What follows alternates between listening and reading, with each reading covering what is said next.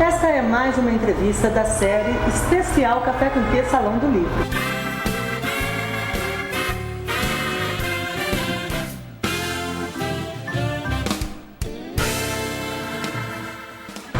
Muita gente não sabe que você é escritor e você gosta de um tema relacionado à história do Brasil, à história política. Queria que você falasse um pouco sobre isso para as pessoas te conhecerem melhor. Quer dizer, na verdade, muita gente não entende como um profissional de TV, né?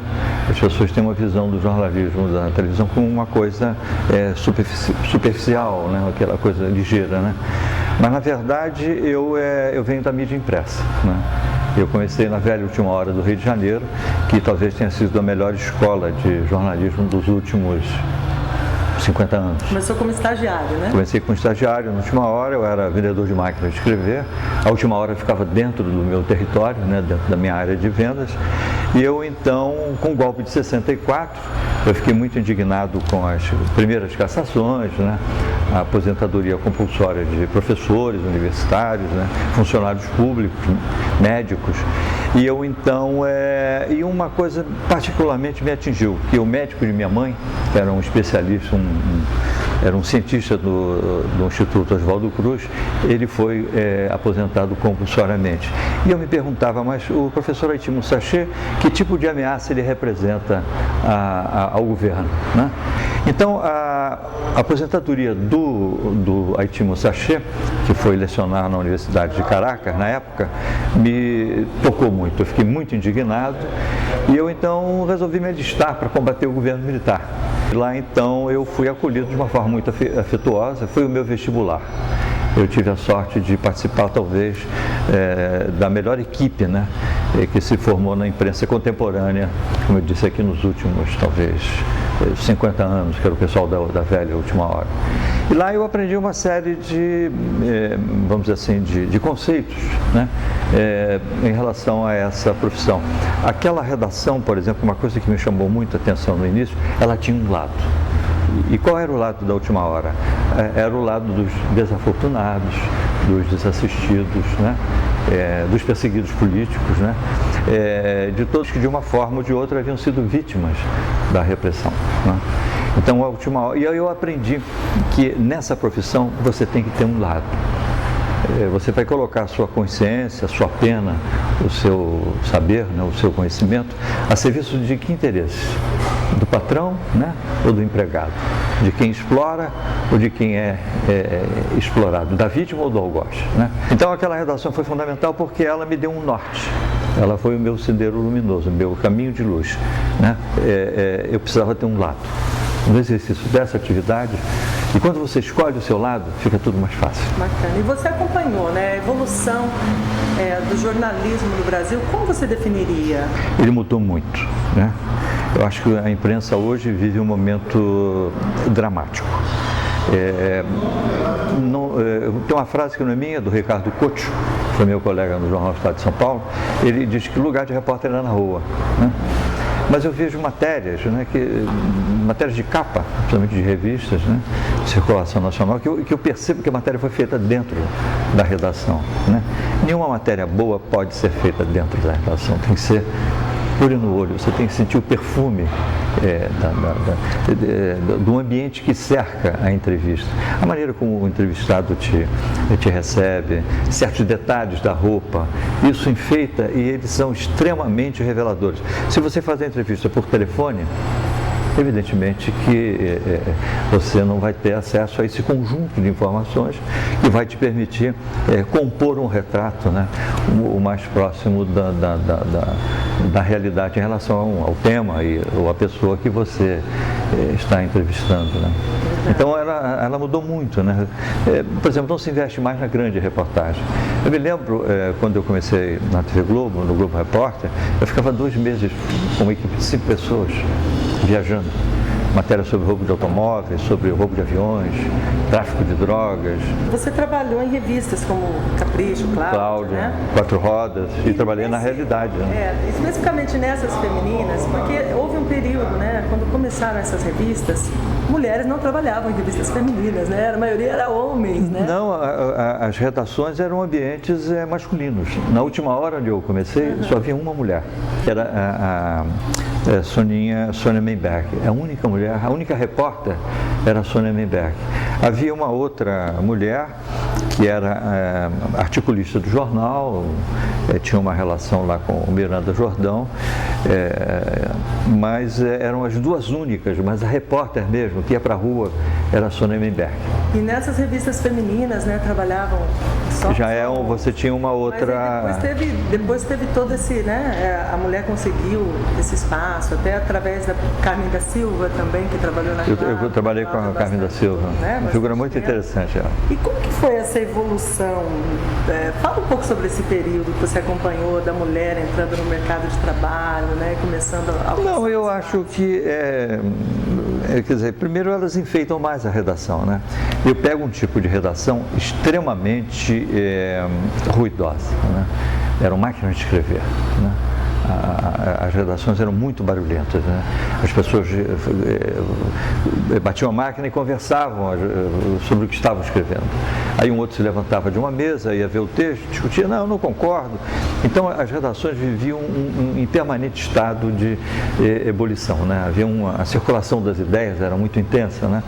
E eram ambientes muito enevoados pelo fumo, pela fumaça dos cigarros, né? Eu hoje, quando vou a uma redação grande, seja na Folha, no Globo, no Rio de Janeiro ou no Estadão, eu fico muito impressionado, porque é um silêncio de câmara mortuária, de uma capela, né? Ninguém fala, as pessoas não conversam, e quando conversam, trocam ideias por e-mail, né? Não falam, né? E eu acho que o jornalismo perdeu muito com isso também. Porque eu me lembro, na última hora, quando um repórter estava na rua fazendo uma matéria importante, a redação esperava por ele, né? E ele entrava na redação, havia um frisson.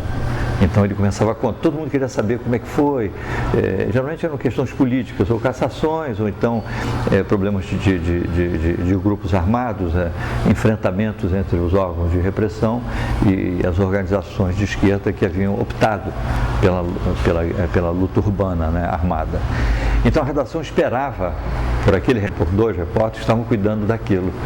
E eu me lembro bem que nós tínhamos um chefe de reportagem que batia palmas e dizia assim, isso aqui não é jornal falado, isso aqui é jornal impresso, então você está atrasando o jornal. Quer dizer, era uma forma dos repórteres não ficarem contando as histórias, de irem logo para a máquina de escrever, né? Então essa passagem da máquina de escrever para o computador, ela mudou a relação entre as pessoas no ambiente profissional. Porque eu acho que o que caracteriza essa profissão é exatamente essa troca de informações dentro do ambiente de trabalho, permitir que as ideias circulem, interação, que elas circulem livremente, né, dentro das editorias. Agora me diga uma coisa, você veio para cá para falar sobre as fronteiras entre o jornalismo, a história e a literatura. Eu queria que você me colocasse essas fronteiras. Na verdade, elas são fronteiras muito tênues, né? O próprio Mário Vargas Llosa, que esteve recentemente aqui no Brasil, ele disse que ele não vê muita diferença entre o jornalismo e a literatura. Eu achei interessante que um prêmio Nobel tivesse a coragem de assumir isso publicamente, né? No mundo acadêmico há uma discussão que ninguém se entende, né? O historiador acha que o jornalismo vamos dizer assim, ele profana o ambiente histórico na medida em que ele produz trabalhos, né, ligados ao passado recente ou não. Já o pessoal, mas essa discussão, na verdade, não é uma discussão nova, é uma discussão que vem até do final do século XIX, né?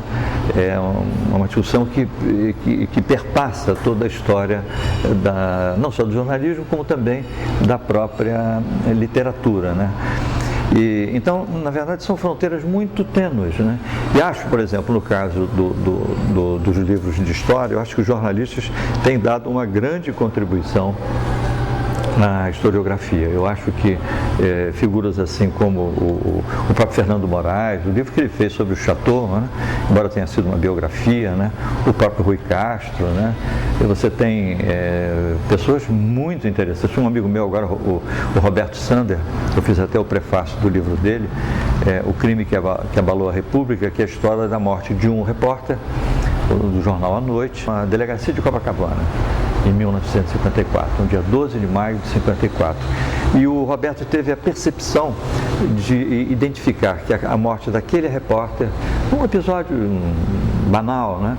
Ele se transformaria no epicentro da crise política que mais tarde levaria o Vargas ao suicídio. E nenhum historiador percebeu isso.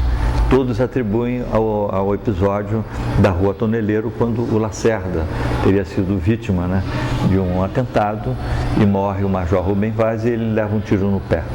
Então, a maioria dos historiadores, a própria historiografia oficial, reconhece, né, como sendo, a partir desse episódio, que o governo Vargas começa a sofrer um processo de erosão. Ele começa a se esfarinhar, a se esfarelar. Tem um outro personagem que você fala bastante, que é Luiz Carlos Prestes, inclusive no seu livro As Noites das Grandes Fogueiras, e também no 1930. Que é o meu segundo livro. Esse livro aqui é um livro, eu tenho por ele muito carinho. Ele consumiu 20 anos da minha vida.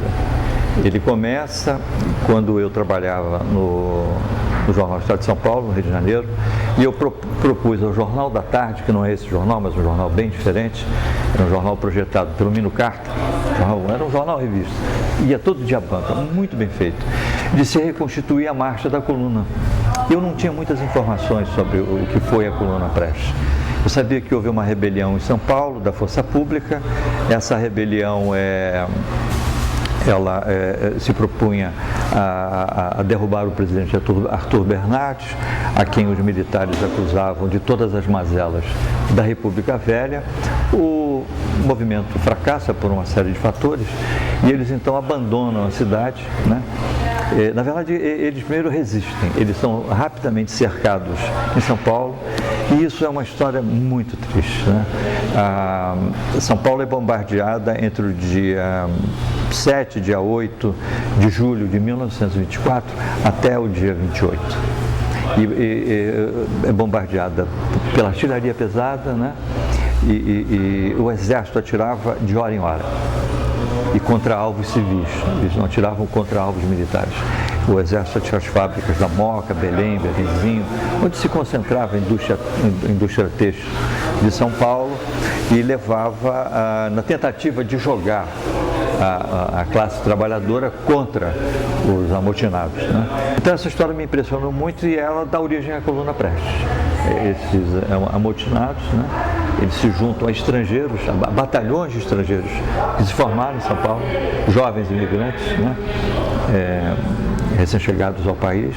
Então é formado um batalhão de alemães, de húngaros e de italianos, e que lutam ao lado dos rebeldes. Então esses estrangeiros, eles acompanham as tropas numa marcha romântica e alucinada que comoveu o país entre 1924 e 1927.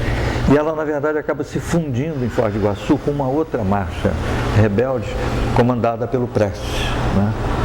E então eu publiquei 8 páginas no jornal, veja, 8 páginas hoje em dia seria, e eu reconstituí toda essa marcha. De São Paulo até o ponto mais distante, que foi Teresina, desci e fui até a Bolívia, onde eles pediram asilo político, né? E aí eu comecei a me envolver então num projeto que 20 anos depois daria origem a esse livro. E você ganhou o prêmio Jabuti? Eu ganhei o Jabuti de 96, porque eu resolvi desenvolver uma outra técnica. Eu procurei contar essa história através do olhar estrangeiro, de como o embaixador Edwin Morgan, que era o embaixador americano no Rio de Janeiro, viu esse levante. E os americanos estavam muito preocupados com essa marcha da coluna. Há uma copiosa documentação nos Estados Unidos, eu tive acesso a essa documentação e construí esse livro. Então eu utilizo a seguinte técnica: primeiro me dedico a um trabalho de cenografia, eu construo cenários, né? De modo que o leitor, eu visito os locais, e procuro reconstituir esses locais com o máximo de fidelidade e detalhes. Então o leitor, quando ele lê, ele vê, ele sente o perfume daquele ambiente, daquela situação, né? E depois eu construo também os personagens, aí entra um pouco de literatura. Eu me utilizo de técnicas romanescas ou ficcionais para reproduzir um fato verdadeiro. Então isso eu não só utilizei nesse livro, né?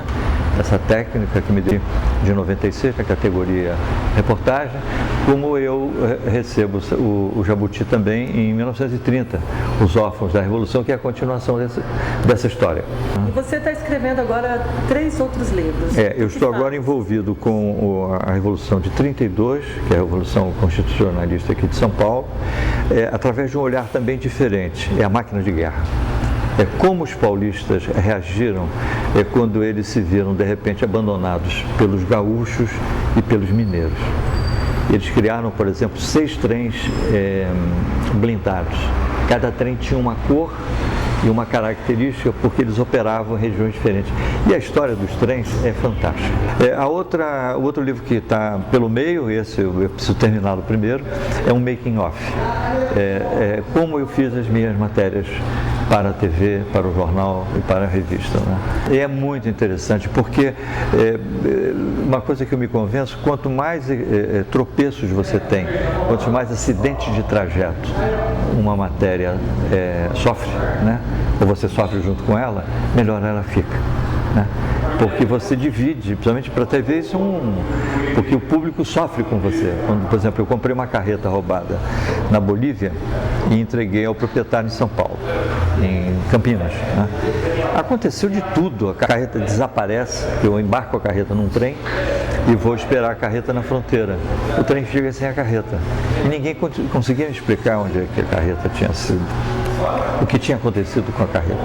Depois nós localizamos a carreta e aí me prendem, me tomam a carreta. Então o telespectador ele vai sofrendo junto com você, divide com ele, né, as suas agruras, as suas vicissitudes, os seus sofrimentos. E para você, Café com quê? Com muito conhecimento, né? Porque eu acho que a única ferramenta capaz de promover uma verdadeira inclusão social e erradicar a miséria, a pobreza, é a democratização do conhecimento.